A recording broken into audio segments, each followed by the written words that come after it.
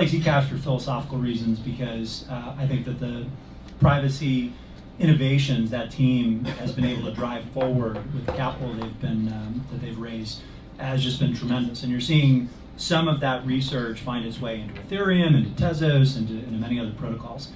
But more importantly, I view Zcash as, I know I just used this term for Morgan, but another canary in the coal mine, right? As Zcash goes, so goes crypto privacy, and ultimately fungibility, because the regulators allow Bitcoin to exist right now. Let's not mistake ourselves. They allow it to exist right now because there are companies like Chainalysis and Elliptic that can trace illicit transactions and dark web activity.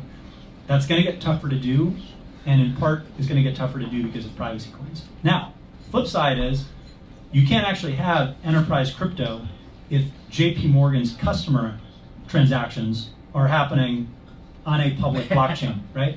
So how do you solve for this? Zcash has the concept of T addresses and Z addresses, transparent versus ultimately shielded. And right now, T addresses are the vast majority of transactions. But I believe that over time, they're maybe the most likely. You could argue maybe Bitcoin or some pockets of Ethereum transactions become equally private. But in terms of privacy by default, I think Zcash is the most likely to kind of usher in that era of truly private censor-resistant commerce. And there are ways to prevent illicit actors from exploiting the system and just driving a bunch of money to Iran or through sanctions lists. And the answer is pretty simple. You regulate the edges because people are always going to need to transact in and out of exchanges, whether or not the actual on-chain transactions are private, which hopefully they are.